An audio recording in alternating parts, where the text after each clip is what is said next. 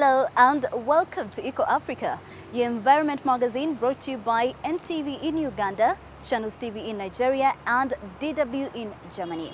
I am Sandra Twinovideo here in Kampala, Uganda. Before we start the program, I would like to introduce my new co-presenter in Nigeria, Chris Elams. It is nice to have you with us on the show, Chris.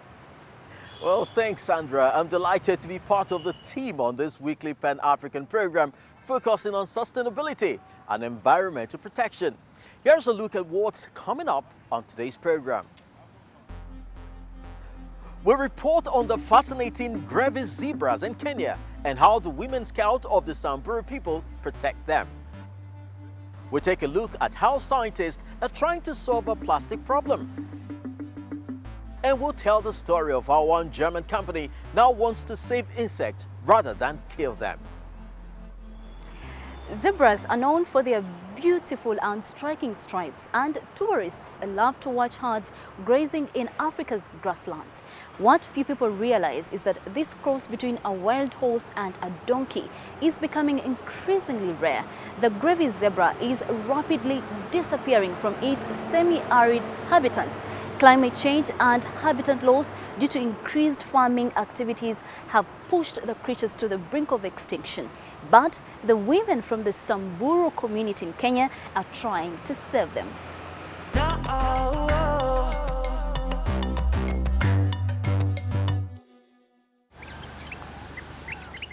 Shortly after dawn, a first glimpse of Grevy's zebras. The presence of Jane Litole and her troop doesn't seem to bother the animals who are normally shy. Here in the Samburu region of central Kenya, the so-called women scouts are on patrol to determine how far the zebras range. The organization Grevy's Zebra Trust has trained more than 20 young women to monitor the world's most threatened zebra species. When I leave home, I fill out a data sheet to show where my patrol is starting. Then, every 30 minutes, I fill in the GPS data to show where I am and if I've seen zebras. At the end of the day, the organization uses that data to track the routes where I have patrolled.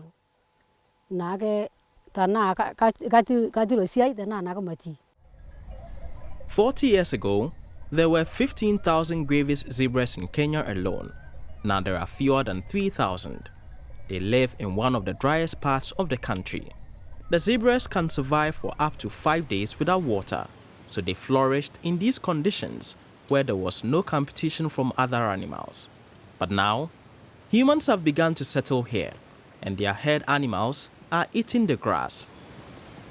Things have changed from nomadism, where communities used to migrate from one place to another, giving the land a fallow period for it to recover, to where we've made communities more sedentary. The pastoral communities rely mainly on goats and cows.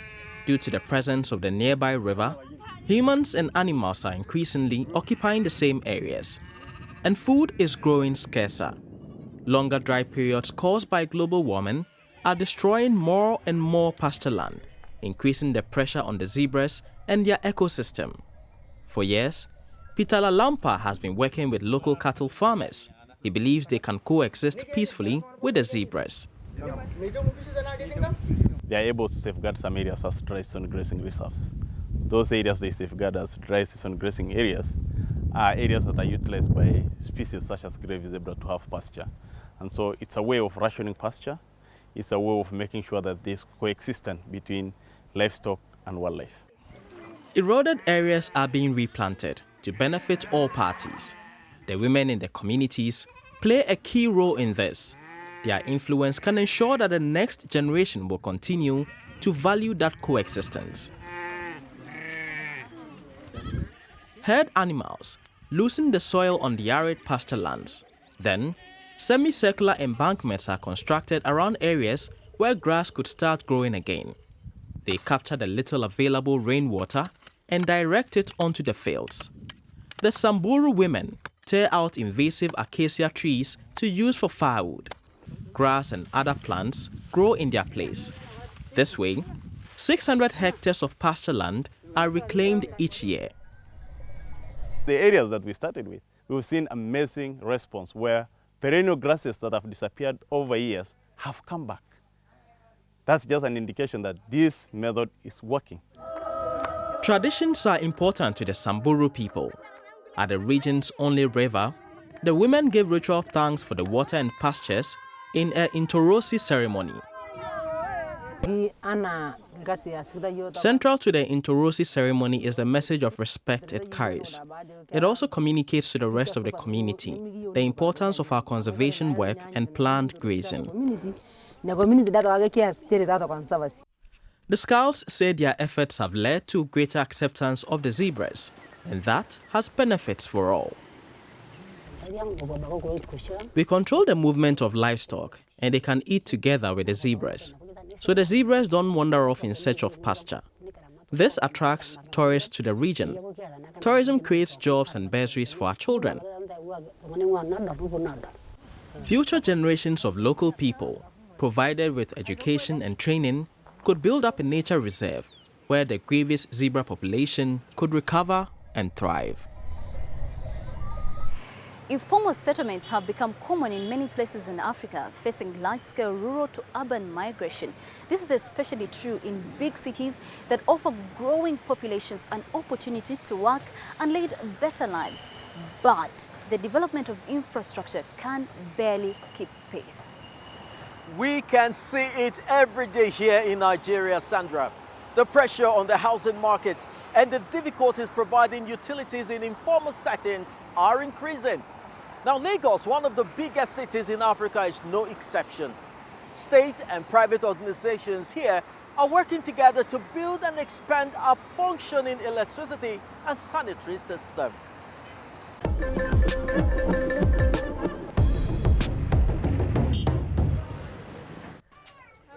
Agwa Bariga is an area of Nigeria's commercial capital, Lagos. But here, cooking tends to be done over an open wood fire. And since this informal settlement is not on the grid, people use diesel-powered generators to get electricity. Burning these fossil fuels releases greenhouse gases that contribute to climate change. The authorities had no clear idea about the fuel usage here, so they started to gather information. The survey we are carrying here is to know the type of energy they use in lighting, in cooking, and doing other activities. So it's important we should get this data and then use it to feed into our climate action plan to know how we, plan our actions to capture these informal settlements in Lagos. C40 is a network of almost 100 cities around the world, including Lagos, that promotes climate action. This energy usage survey is being carried out under its guidance. The team go door to door. They've already uncovered the main reasons why solar energy is not used more widely in such informal settlements. Why people are not going for solar is because, one, they don't have the adequate knowledge about it, and finance is actually a problem to get a solar. But a local mini power grid is coming to Agwa Bariga. The government wants 10,000 solar-powered mini-grids set up across the country by 2023.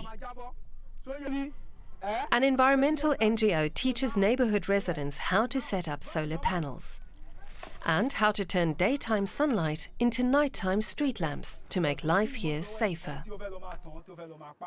And when it is night, everywhere will be getting dark.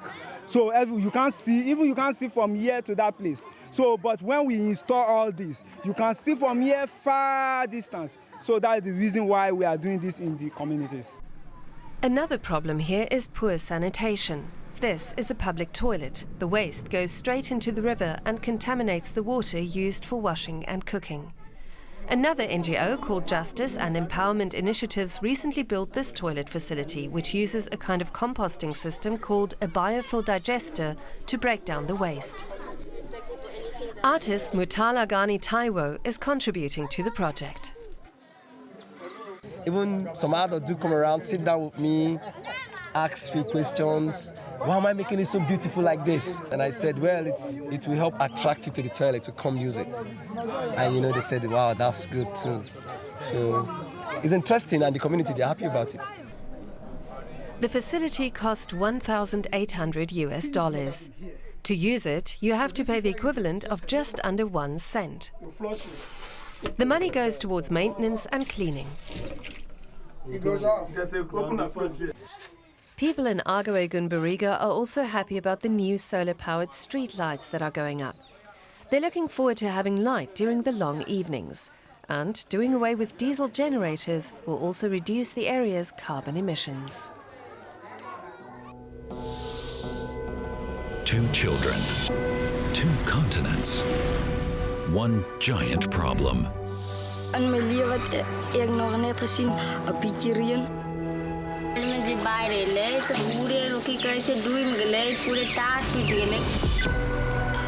How will climate change affect us and our children?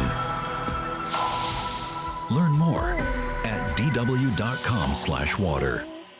Why is there plastic in our food, in our rivers and in our oceans? It's an issue that comes up a lot here on Echo Africa. If plastic is so bad for our planet, we should clearly get rid of it. But how? Well, a couple of young scientists have developed an interesting solution. Take a look at how they plan to overcome the plastic problem.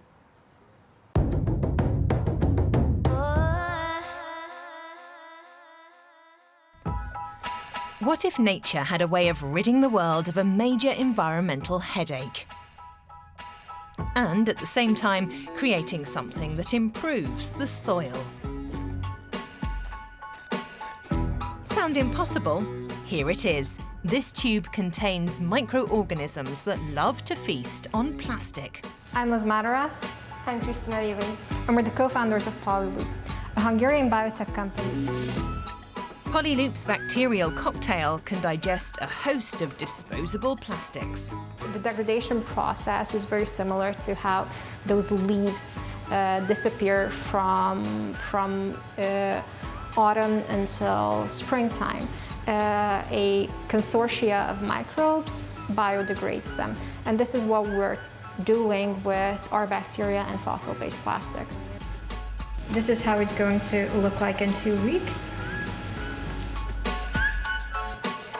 There are other plastic-eating bacteria available, but this unique combination metabolizes more than just PET bottles.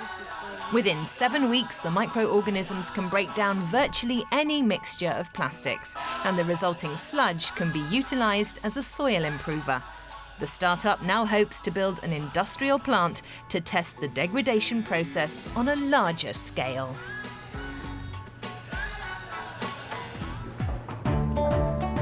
And how about you? If you're also doing your bit, tell us about it. Visit our website or send us a tweet. #DoingYourBit. We share your stories. Wow! Who knew that there is bacteria that actually eats plastic? But until such new biodegrading methods really take off, there is only one thing we can do, and that's recycle. A fashion company in Ghana proves that recycling is not only good for the environment, it can also be a lot of fun.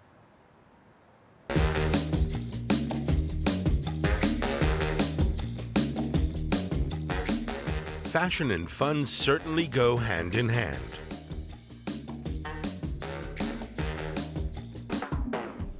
Accra-based design label Boy & Bill is known for colorful, eye-catching, and sustainable creations. Elisha Ofori Banfo and his brother Calvin have been a part of Ghana's fashion scene for some time.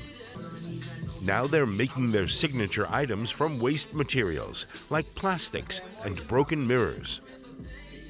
Our main goal was to create the same effect, like the same jackets and stuff that people knew us for. We wanted to create the same thing with the rubbers and the jacket, like to make them have the same feel. And then since we launched it about 1.5 years now, it's been going great. Bamfo and members of his team collect plastic waste they find littering their community.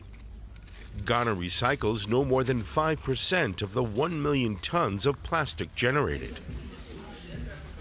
The waste materials are carefully sorted and prepared, ready to be sewn. With their Boy and Bill label, the young designers are among the forerunners in their field when it comes to creating wearables through upcycling.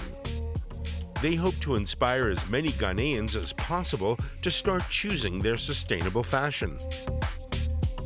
To get to a point where you step in town and everybody's wearing your dress, in town and stuff, like it becomes a normal dress for people. I think that's the bigger vision. When the coronavirus pandemic made runway shows impossible, Bamfo's crew didn't just hang around waiting for things to change.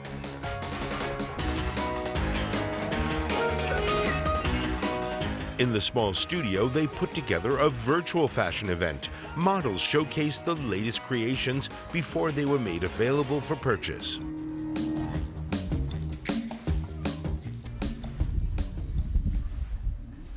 Mentoring the future generation is also important to Bamfo. He visits schools like this to speak to children, encouraging them to consider a career in fashion. I reach out to them and talk to them because I believe that if they knew how juicy the market was and how they can make a living out of it, like most of them will aspire to be designers. Today's talk already seems to have motivated several of the kids. Many say they want to become fashion designers, just like Bamfo.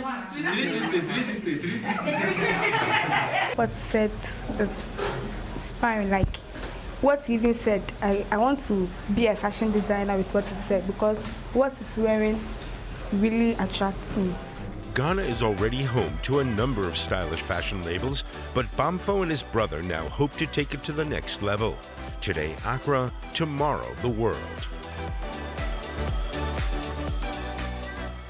Almost half of all insect species in Germany are in decline. Many are already extinct. One reason is the widespread use of insecticides, especially in the countryside. But insects are crucial for maintaining a balanced ecosystem. That is right, Chris. Insects pollinate, loosen the soil and are themselves food for other species. Nevertheless, 15 tons of insecticides are sold each year in Germany alone. But even there, one manufacturer is having second thoughts about his product line. Like his father before him, Hans-Dietrich Reckhaus makes household insecticides. The family-run firm had been operating in the same way for decades, until these two artists called its purpose into question. It made me rethink and look at insects. Reckhaus and the artists joined forces. They organised an event to raise awareness for insects and their preservation.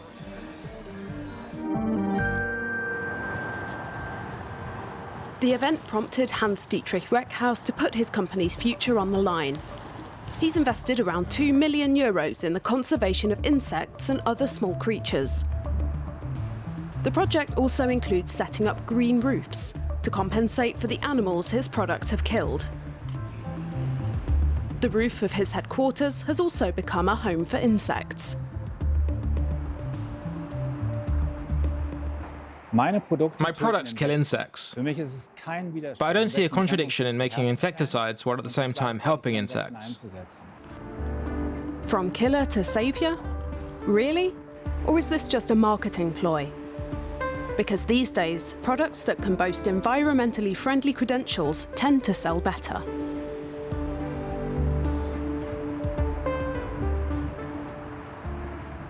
This isn't about marketing. I want to see the market reduced, as seen in the warnings on my products.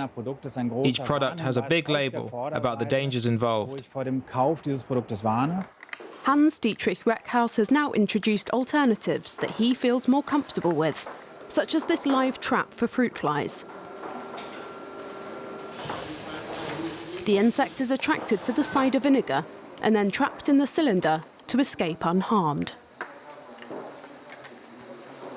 Customers aren't really going for this product because it's not obvious why you should save fruit flies. His company has seen turnover drop by 25%. His profits have fallen even more. So wouldn't simply selling the firm be the logical business move? Selling would mean surrender and giving up responsibility. It would only benefit my rivals, who would carry on with insecticides. By staying in business, I have the leverage to generate awareness and show that this transformation is possible. Reckhouse is keen to demonstrate his commitment to that message as he ploughs up the company car park to create a new insect oasis. But he can't say for sure when his own metamorphosis will be complete. What do you do when your computer or mobile phone does not work anymore? Many people simply toss their old devices out. Every year, the European Union generates an estimated 5 million tons of electronic waste. Around 2/3 of it is recycled, but much of what is left ends up on landfills in Africa. Innovative and sustainable solutions are needed to integrate Africa's informal e-waste sectors. We visit an initiative in Ivory Coast that shows us one way of getting this achieved. These spools of wire found in a scrapyard have a bright future ahead. They'll be used as transmission lines to power small wind turbines. This workshop, offered by a solidarity project here in Abidjan, is teaching people how to build the electrical devices. This volunteer instructor explains that almost all the components used here are sourced from refuse. This workshop was organized by IT specialist Bakary Bola. He also oversees a repair cafe in Ivory Coast's capital, where people are helped to mend their laptops and cell phones free of charge. It's important for us to give them the skills to do basic maintenance so that they don't throw things away when they malfunction. If they don't know repair is possible, people first keep the defective items at home and then throw them away when they need space. According to the 2020 Global E-Waste Monitor, 30,000 tons of unwanted electronic waste were generated in Ivory Coast in 2019. A lot of it ends up in dumps. Abidjan has many scrap collectors. An entire neighborhood lives from the trade. It's where Bakary Bola finds the parts he needs at bargain prices. The power supply would have cost 30 euros. The hard drive at least 45. In a store I would have paid around 90 euros, and here I'm paying just 30. So it's a big difference. Apart from a few private initiatives, there is no formal system for disposing e-waste in Ivory Coast. The collectors have a hazardous job, dismantling devices that often have toxic components, such as this key element in a microwave oven. Cavity magnetrons generate magnetic waves that can be extremely harmful. We don't have a choice. We know that it's dangerous, but since it's the only way to earn a living, we have to do it. A primary aim of the Yup Crealab community project is to cut the volume of e-waste in the city. But they'd like the authorities to go further. A proper recycling system would also benefit people beyond the immediate neighborhood.